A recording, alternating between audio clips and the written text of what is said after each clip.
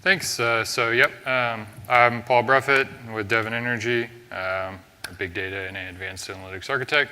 A little bit about Devon Energy. So we're a $22 billion company, but not a whole lot of folks have heard of us because we're upstream oil and gas. And so we're an independent oil and gas producer based in Oklahoma City. We're focused on onshore US and Canada. We're primarily an unconventional producer, which means that we produce from tight oil formations, tight natural gas formations. So we do a lot of horizontal drilling and hydraulic fracturing in order to produce, which means the wells are very technical for us to develop. They're very technically challenging, demanding. We don't just kind of stick a straw in the ground and start producing, right? So some of our wells are about 2 miles long horizontally, and the pay zone that we try to stay in is as small as 30 feet there, almost 2 miles away from where you're drilling. So it's very technically demanding, and at the same time, our industry is under tremendous pressure to be cost efficient. So the question is kind of, how can we ramp up activity while maintaining technical excellence? And so what I'm going to talk about are a couple of different use cases that we've implemented in Databricks, some of which use graph data processing, which I'll talk about more at the end. And so kind of the key thing for us is how do we use a combination of the cloud, big data, analytics, and automation to dramatically improve efficiency and to help the company scale. Because at the downturn, we were as low as two drilling rigs. Now we're up to over 20. And so how do we kind of keep up that pace of activity without kind of growing our headcount like we did in the past that proved unsustainable, right? And so we've implemented a number of solutions that honestly we tried before using big data, using Azure and Databricks that just didn't work. So one of them is mapping all the historical production in the continental US. And actually, this is one of my favorite use cases, so I'm going to talk about it really briefly. But we drilled a well, and it didn't produce nearly as much as we expected. We actually got negative pressure when the reservoirs engineers figured we'd get positive pressure, which is what you want. And it turned out we'd produced more than we expected historically. And so there's this massive data set that goes all the way back to the 1800s that shows how much oil and gas has been produced from each formation basically by month for forever, right? And so we developed this composite map that used all of that data and produces a heat map that shows how much production by formation by sort of a gridded area across the entire continental United States. Obviously, that's really hard to do using another solution, so we implemented that using Spark and are actually moving that to the cloud and to Databricks. We implemented that on our old Hadoop system. Predicting problems with well completions. If we pump too much sand in there, we can occlude the wellbore and have to drill it out. So we built a real-time solution that streams data through Kafka. We train on a number of platforms, including Spark. It kind of depends on which has given us the best results. And then we, in real time, score completions jobs while the fracking crews are out in the field, and we basically say, what's the likelihood a screen out will result? Another one, we're analyzing invoices and well reports to extract entities and basically line items to automatically process them. So the training on this is obviously the really hard part, right? Taking all of our millions of invoices, PDFs, and doing extraction and processing, basically cracking them and processing them. Predicting subsurface attributes is one that I'll talk about a little bit more a little later. And then migrating our data warehouse and ETL infrastructure. And so we use Informatica and SAP HANA. We're trying to take some of those workloads that aren't as well suited for those solutions and move them to the cloud-native platform. So this is a little bit about our platform as we see it. I'm not going to drill into each of these, but the key capability areas are what we call the data reservoir, which is our data lake, and it's more of a logical construct because we need object-based storage. We also need relational data store and reverse index/search, which is Elasticsearch, and we use Cosmos DB, which is an Azure service. So by the way, we're an Azure customer. Azure is our primary cloud. It's actually our only cloud vendor, and so we have a number of solutions in there like Cosmos DB that we use. I'll talk about a little more. We have different processing, so Databricks is our distributed processing. We use GPUs, a number of other things. We let people get in here and do their own data processing, which I'll talk about more. They develop models and solutions, data solutions. They publish them, and then they can make those repeatable as data transformation pipelines. We have IAC infrastructure as code and CI/CD stuff over there, and then data movement. So one of the use cases I'm going to talk about a little bit is our attempt to kind of reduce total cost of ownership and risk in the cloud. So we built a solution to, it was basically a massive parallel processing subsurface analytics platform. So we wanted to take this data, like drilling data, like completions data, and do some analysis on how are the fracs doing as far as like frac resonance analysis. Where's the drill bit in the subsurface, because the stratas actually change around the sort of the wellbore in ways that are not always predictable from the surface, and things like that. And so honestly, we didn't know how successful we'd be with some of these use cases when we started it, and we wanted to build a prototype. So we built that prototype in about 6 months with one specific use case for drilling data at an expense of about 150 grand for Azure Cloud spend, right? But on-premise, it would have taken about $1 million for us to stand it up because we needed a massive cluster because this is a massive compute problem. And about 6 months just to procure, rack, and stack the stuff, right? And so for us, honestly, I don't think we would have gotten that, right? We wouldn't have gotten that $1 million just to prove out if it worked or not. So we built it cloud native. If the prototype failed, we didn't have any long-term contracts, right? And so if it hadn't worked, we could have just turned off the spend and stopped using the services. The other side of this, too, that I'm going to talk about is we've had on-premise Hadoop for probably 5 years now, and we're moving all of our infrastructure to Azure. So in about 12 months, we won't have a data center anymore. We'll all be entirely in Azure for all of our technology platforms. And so we've had an on-premise Hadoop cluster for about 5 years, but we never really got the adoption that we planned on, right? So we started loading all this data, we populated our data lake, and people never really came. And it was because we didn't keep our Hadoop version current, because we have all these plugins. We use SAS, we use Informatica, we use Datamir. And in order to upgrade the version of our Hadoop distribution, we had to upgrade these other things, and then they had their own dependencies. And so it became kind of this web of things that we couldn't manage effectively.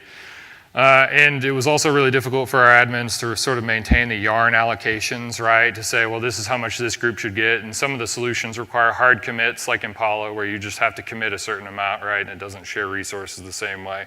And so it resulted in us being very reticent to give people access, especially our data scientists, ironically, access to the cluster to build things because we were afraid that they'd tank our other workloads that were, production and required high availability. And so in practice, it meant we made it hard for people to access and use the cluster.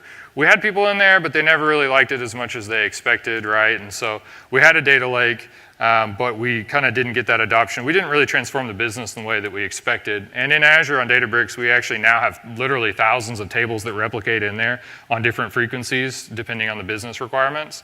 And we give everybody that asks for it access. And in the future, actually, as soon as groups are sort of more widely available in the product, we'll just give everybody access, everybody in the company. So right now we have about 250 people that have access out of a company of 3,100. And as soon as we can do groups, we're just going to put everybody in there so that they can log in and get it. And the power of that is we actually had our interns start, and folks started kind of picking and choosing the databases that they needed to solve their data use cases, because most of them are doing data science use cases.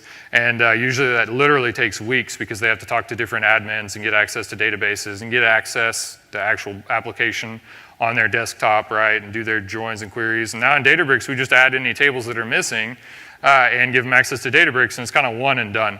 And so from a user experience, that's been, I want to say transformative, because it's really changed the way that these folks get access to data. And honestly, people have been amazed by the data that we have at Devon that they didn't realize we had until they logged into Databricks and they see a table from, OSI PySoft or something, and they realize we have a huge amount of drilling and completions data, right, for a really long history that they can do bulk queries on. And I'll talk a little bit about how we're starting to store that and manage that.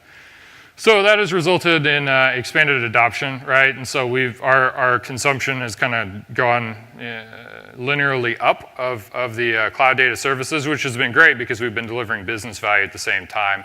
But a really big thing for us is kind of adding new use cases to this solution, right? And so we're saying, hey, we're expanding our adoption of big data by reinventing our data warehouse. And the data warehouse reinvention's critical for us because today, if we want to add new objects, so we have a data warehouse, like I said, on HANA, and we wrap it with custom OData endpoints because that allows us a lot of flexibility to sort of abstract our data from our customers.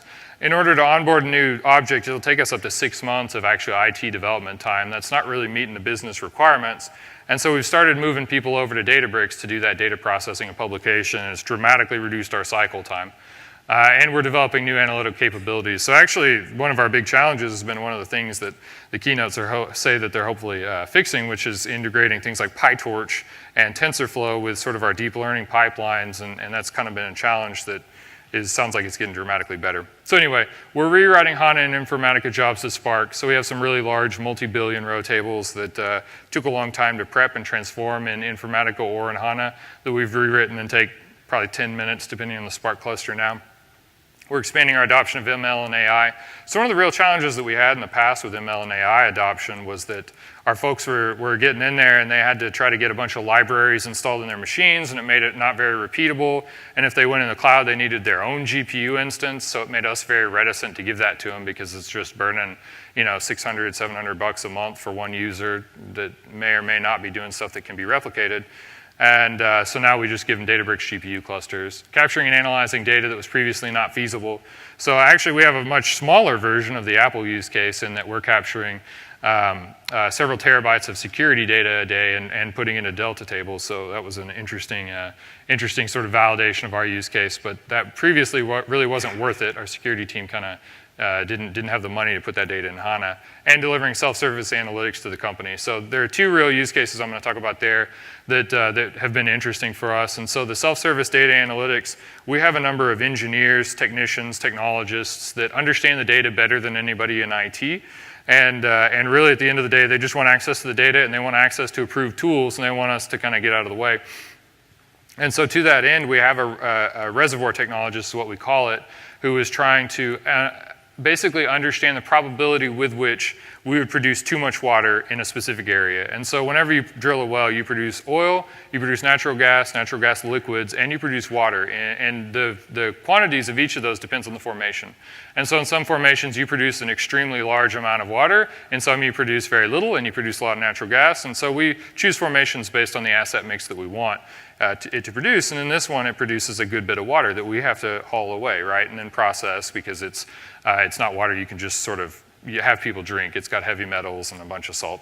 And so he basically wanted to say, based on our rig schedule, based on when we figure on drilling these wells, when will we overwhelm our water hauling capacity, right, and with what probability? And so in the past, he would have had to ask IT, and they were actually doing this in Excel, and it literally took them 1 to 2 days to iterate on this analysis. He rewrote it with a little bit of help from us, from my team, in Databricks. Now he runs that simulation in about 10 minutes, and the business users just key in the dates for when they'll bring wells online. It automatically goes out and it runs his analysis to say, there's a 10% chance that we'll overwhelm our water hauling capacity, right? And so that was really powerful because he automated his own workload without having to get money or time from IT, and he did it on Databricks where the data was already available, right? And so that was one of our really powerful sort of citizen-developed use cases. Another example, so here's kind of where we start talking about some of our graph adoption is, it's really lowered the barrier for entry for us adopting new technologies, kind of moving into the cloud. And so we built a number of use cases, including expanding adoption of graph data structures for analytics, heterogeneous application hosting platforms, and faster adoption of new libraries and frameworks. And so that top one, we actually tried to do some graph analysis initially, and basically we wanted to do large scale. We had a graph that we were generating programmatically that basically was a probability distribution. And we wanted to traverse that and basically find an optimal, or a number of optimal routes through it. And we initially basically said, hey, let's try this custom and use Redis for a really fast caching layer to Spark, and write a Lua script that automatically goes, and it basically does an atomic upsert on each of the nodes as it traverses the graph. And so we said, all right, well, let's try that. We don't actually have Redis in-house now because we're not a content company. And so we went out to Azure, used it as a PaaS service. We found out it was a suboptimal solution, and we basically turned it back off, and we had about a 2-month end-to-end, right? Turn it on one day, build the whole thing out, find out we want to go a different way, and turn it off. And so it's been really easy for us to kind of adopt these new technologies in a way that really we wouldn't have in the past. In the past, if we had tried that solution, we would have been stuck with it because we would have spent the money and we would have been loath to sort of turn it off and move to another approach. The heterogeneous application hosting platforms sort of speaks to some of the model deployment we heard about today. So in Azure, we do use the machine learning deployment solution that they have, where it deploys basically a model as a Kubernetes cluster, provides you a Swagger document, and gives you one user interface to sort of manage all those models, those endpoints, and their API keys. But we deploy on a number of other platforms, including Azure Service Fabric, Azure Container Services, basically just depending on the use case. That was really difficult for us to do. And then we have new libraries and frameworks that people want all the time. And so TensorFlow is really big. Now PyTorch is really big for us. So people have kind of gotten, our data scientists are really asking for that library and framework to be widely supported in the platform, and we're delivering that. It's really difficult to scale PyTorch at this time, at least for us. TensorFlow seems to have much better adoption. There's no sort of PyTorch horovod, at least not to my knowledge. If you guys know it, then I'd be glad to hear it. But we're already delivering that in the platform. And so a little bit about how we use graph analytics at Devon. So we use graph data structures to represent a number of different objects. And some of these we're experimenting with, and some of them we actually have very mature solutions with. And so we represent it for field equipment, driving routes, and subsurface analytics. And so Spark and GraphX allow us to scale our graph processing. And so we actually do most of our development in Python. Almost all of our folks like to use Python, and to the extent that they can and need to, they use PySpark. And that makes them rather successful, right? They'll sort of prototype or write things in Python, and then we'll help them move them to PySpark when they need to scale. But to be honest, we run both of those workloads in Databricks. And so not everything that we write in Databricks is actually in any kind of Spark backend. We'll just use Python, and we'll install the libraries on a Databricks cluster and let them use it there. Because what we found was a lot of our analysts and data scientists really did not care if they checked in their code. And we tried to get them to do that, and they really didn't see any point, because they said, my machine's backed up, what do I need from you, right? But then they don't really understand that whenever somebody decides to leave the company, we lose access to that code base unless if we go and troll their network drive. But that person that quit doesn't really care. And so there's difficult to create those incentives for them. In Databricks, we obviously get it all there with version history, and we can connect it to GitHub and all that, right? And so that's made it much easier for us to kind of help them scale their analytics and get them out of their desktop, honestly, whether they use Spark or not, right? Anyway, so we use Spark, and we do a lot of the sort of the data preparation transformation, and we have our experts help people parallelize it, either in PySpark, predominantly PySpark, like I said, because of its affinity with Python. But then in a lot of cases, we've actually had to sort of do heterogeneous solutions, and so we'll implement sort of the logic or the data preparation, the data transformation side of it in PySpark, and then we'll use the Scala GraphX to do the sort of graph analytics. And the reason for that is, so we use graph frames some, and I think I'll talk about it a little bit later, but it just doesn't have the robustness, right, of GraphX. GraphX is a much more mature, and since everything in graph frames is implemented on top of GraphX, basically anything you can do in GraphX, you only have a subset of that available in graph frames. And so we'll end up actually generally persisting or caching that data and moving them between the two. One that's been really interesting for us is the field equipment hierarchies. So we're starting to model those as graphs in order to model the interdependencies. And what's been kind of interesting for us at Devon is folks generally think of graphs as either I'm going to do geospatial work, right? I'm going to do route optimization, right? Or they think of it as I'm going to do social networks. But what we've found is we can significantly optimize queries by making graphs that are basically these heterogeneous sets of data that have just generic relationships. And so what I mean by that is we'll say, we've got all this different kind of field equipment, right? We've got rod pumps, we've got tank batteries, and we've got compressors, and we've got pipelines. And some of them are they're associated by virtue of their proximity, right? Or by virtue of a pipeline connecting them, or there are a number of different ways we can kind of connect these objects. We can even connect wells like that. So one well will have multiple well bores where we drill, and then we go one direction, and then we go another direction, and we go another, and it's called sort of fishbone drilling. We do that quite a bit in Canada, to access multiple formations effectively. And so we actually even have a hierarchy within wells that we can model this way. But what it ends up looking like is sort of this sparse graph where we have nodes that have information about them, and because each of those different entities have different properties, we actually end up with this really wide sort of table, and graphs are just really represented in Spark as two sets of RDDs, right? A node's RDD and an edge's RDD, and you union those two to actually create the graph data structure. And so what we end up doing is we union all these different types of entities, and we really just coalesce the table into an increasingly wide sort of RDD or data frame for both the nodes and the edges. And then we can kind of convert that, and then we can look at all the interdependencies. And functionally what it looks like is you would have done that query, and you would have just done multiple joins on that table itself, right, to just sort of navigate or traverse that table.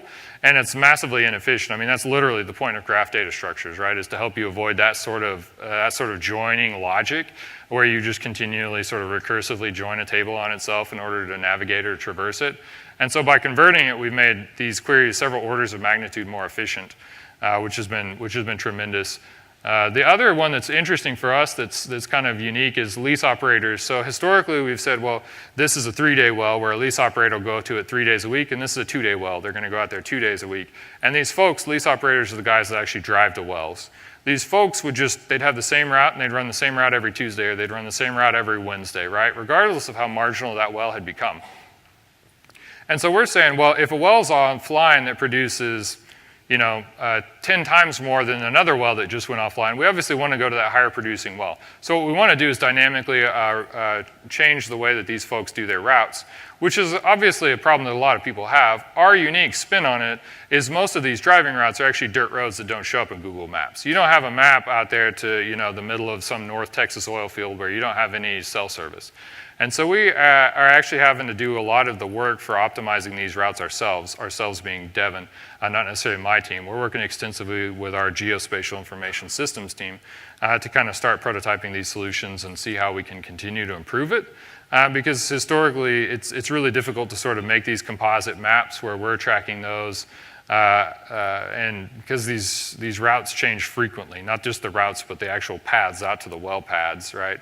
And then finally, the graphs can represent subsurface conditions. And so what we find is we can sort of build graphs that look at the multidimensional space of the subsurface and basically analyze either what the fractures look like for a completions job based on sort of different probabilities that we've assigned to the graph, or to drilling routes or things like that. And so we've found that we can kind of use algorithms that we're applying to graphs in order to sort of optimize or to sort of find the optimal fit, I guess you could say. All right, so graph persistence. So this is one of the things that's interesting about Azure. And so we work with Cosmos DB a fair bit. And Cosmos DB is the Azure service, kind of like DynamoDB on AWS, right? So it's a NoSQL data store, very similar to Mongo. The interesting thing about Cosmos is now we can do multi-geographic reads where we basically can say, Cosmos, I want you to deploy into a number of different Azure regions. And we can write to one of those and read from any of them. Now you can also actually do multi-master writes, and so we could write to multiple regions, and we can basically use a slider in Cosmos that governs the consistency model, and the more strongly consistent you make Cosmos, the slower it gets. And so it kind of gives us a trade-off slider, right, where we're fine with eventual consistency, but we want a tremendous amount of speed or not. Cosmos also comes with a number of APIs, which is what's relevant for us. And so it comes with a Mongo API, a Gremlin's Graph API, and then it comes with a SQL API. And actually, some of these are interchangeable. So I believe the Mongo and the Gremlin, you can actually write via Mongo and extract via Gremlin as long as you keep a certain contract in the data. And so what we find is we can actually use Databricks to create the graphs using graph frames and GraphX, and we can persist those to geo-replicated Cosmos DB instances with the Gremlin API. And then we can actually query that back out directly using custom apps on top of the Gremlin Cosmos API. So we can insert data directly into Cosmos and read it in as Databricks tables using the Databricks jars that make it work natively with Cosmos. And we're not caching it or anything like that. So basically, we're getting the real-time data back out of Cosmos in the same way that we're writing it, right? We're not, kind of persisting it out to Parquet or anything like that to make it work as an intermediary. And so that's been pretty powerful for us. Like I said, made it available as tables in Databricks. And so we actually make it available as relational tables. Obviously, the slight kind of pivot here is as we persist out the data from Databricks, it wants to persist as two different RDDs natively, or two different data frames natively. And so sometimes we actually really just do that in Parquet, and we sort of rehydrate it in Databricks without worrying about sort of the Gremlin API. So it depends on the use case. But yeah, so the power is that we can query and manipulate that from other tools while maintaining one version of the truth. The other interesting use case that we've actually started putting in Cosmos is we can tell Cosmos to do upserts itself. And so we're writing IoT data directly to Cosmos using NiFi and upserting it in Cosmos and then reading that back out into Databricks. We've actually used Delta to do some of that as well. So we're writing data and upserting it in Delta to sort of merge new changes. Because unlike most IoT data, our IoT data can actually be restated historically for up to 48 hours because sometimes the drilling rig, it ends up that we get inaccurate readings that later sort of get reassessed and restated. And so we have to sort of upsert that as we merge it in. Oh yeah, so I think I talked about this a little bit already, but the general purpose graph. So we frequently think about graphs as social or geographic data. We've used them to improve query performance by modeling relations between different entities by avoiding basically table joins. Domain-specific language for looking data out of a graph frames was actually pretty easy. So the sort of A, edge, B, and then we can add additional predicates onto the end of that is fairly intuitive after people spend about an hour or two with it if they're already pretty developmentally inclined. And so we haven't had a tremendous problem with sort of adoption on that, especially since we can integrate that with Spark and basically just produce new data frames out of the graph domain-specific language and sort of query that source data set a little more efficiently than we otherwise could. All right, so I think now's my time for questions. So thank you. Yes, first question. Here we go. Thank you. You mentioned at the end that you're persisting your GraphX data into Cosmos and then allowing other systems to query that, but then you're also inserting data into Cosmos. We're also what into the Cosmos? Inserting data? Yes, yes. So I'm just wondering, how do you maintain, and you also mentioned that the single source of truth is really important, that you want to have it in both places, sort of consistent. So how do you maintain that consistency across multiple graph systems? Well, so at the end of the day, almost all the, so Cosmos, it doesn't obviously do any locking across, right? It's not like an ACID database, it's basically a modified MongoDB.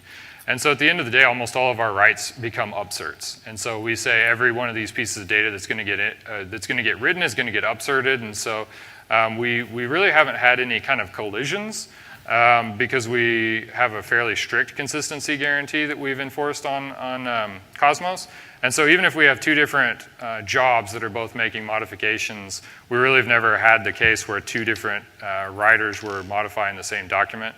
We also really haven't had the issue where we get out of order data and try to upsert it differently, if that makes sense, because we've added the timestamp onto our pre-processing. So I guess what I mean is we've never gotten an old record that we've tried to upsert on top of a newer record and had that collision, because we take care of that basically before the fact using something like NiFi, where we have custom NiFi flows that do a lot of the data preparation, transformation, and error checking before we write them back. Honestly, a lot of our bulk analytics doesn't sort of go onto that raw data store either. We kind of make sort of enriched. It's a little bit like that. We get all the streaming changes in, we get them into Cosmos, and then we sort of have enriched Cosmos downstream, if that makes sense, where we've done like business unit specific subsets or whatever the case is, user specific subsets. But at the end of the day, Cosmos takes care of almost all of it for us using upserts. And we just do sane upserts, I guess I would say. I hope that answered your question. Time for a couple more questions. Here you go. Thank you for the presentation. I had a question. You were deflating back into Cosmos and then deflating back into Databricks. I'm not clear why the round trip, so if you could have just saved it as an RDD, so if you could elaborate a little bit on that. Yeah, so it depends a little bit on the use case. And so in some cases, in a lot of cases, what we're really trying to do, so in Cosmos, we have these other custom applications that can sit directly on top of it, right? And so our application development team has built solutions that use Cosmos as the back end, and they don't have to go through Databricks for that. And so we can make much faster sort of random reads and writes from Cosmos than we could do from another data store, and we can do it very, well, I mean, there are other data stores that can do fast atomic reads and writes, but Cosmos allows us to do that basically functionally infinitely scalably at a very low price point. And so we can do a lot of the data enrichment and then basically put it in the serving layer that we pay a fairly nominal fee for, and then allow other applications to come in and do transactional reads and writes on top of that data store in a way that if we had persisted it in Parquet and served it out of Hive or Impala or any of those solutions, it'd be really difficult, right? So we get a different sort of performance profile for custom applications. It's all about custom applications that are going to like people's mobile apps or things like that. But if we were just looking to read and write it from Spark to Spark, yeah, we don't really do that. We do Parquet if we have to do persistence or something, or Delta, something like that. Additional questions? Dennis, CPAM system. Question about your ingestion. So you mentioned that you have lots of devices drilling, and you building kind of graph that describe relationship between the parts. And The question is, how do you basically relate this relation between those devices? It's kind of manual process, or you kind of, yeah.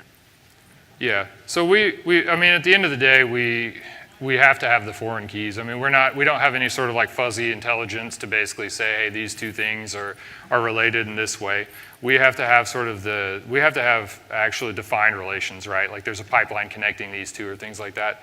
The nature of the connection depends on, obviously, the nature of the entities, where a rod pump would be connected to a compressor in a different way that a compressor would be connected to, maybe a tank battery. In that a pipe would very directly connect those two things, but a rod pump would be sort of an indirect relationship. And so we sort of have to mine the data set that we have and build it on an entity-specific nature. But obviously, to the extent we've connected two entities that have downstream entities, right, you can navigate that hierarchy even if we haven't directly connected, which is literally the point, right? So I hope that answered your question. I think I'm out of time. Any additional questions? Yep, in the back. Thank you. How do you store the geographic data? Do you consider only points or also lines and polygons? Yeah, so it depends on the data. So to the extent that it's a specific entity that we have a lat long for, it usually just goes in an RDBMS or possibly a NoSQL data store. But we have a lot of data that's actually more like domain-specific, like shape files. We have a lot of different shape files. We work extensively with Azure, so we use a lot of Azure software, which is the geospatial. Like I said, we have an entire GIS team because we care very much about, like, well, what projection is it in, right? Because there are multiple projection formats depending on the place on the Earth. And so there's a lot of nuance, which is where we would use more like a shape file or even a specific, like application-specific format. And so usually we try to do more open format like shapefiles because we can actually read those in using the Azure library to Spark, which is very nice, and we can do our own plotting and things like that. But it's usually one of the two. So.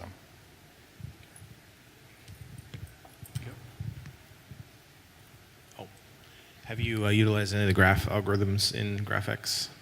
Sorry, what about GraphX? Have you utilized any of the graphic algorithms? Yes. So we actually, we've experimented with a couple, but the one that we went the furthest down the road with was Dijkstra's. And so for us, like PageRank isn't very relevant, right? Because that's not really our deal.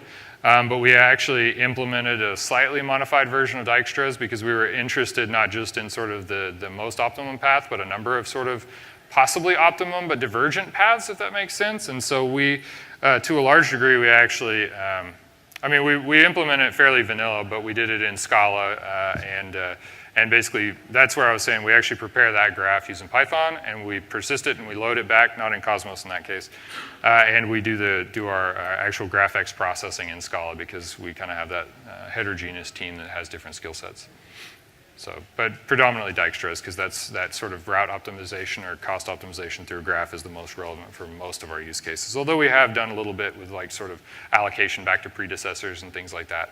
Yeah. All right, well, big thank you to Paul again for the session, and we'll have a lunch break after this.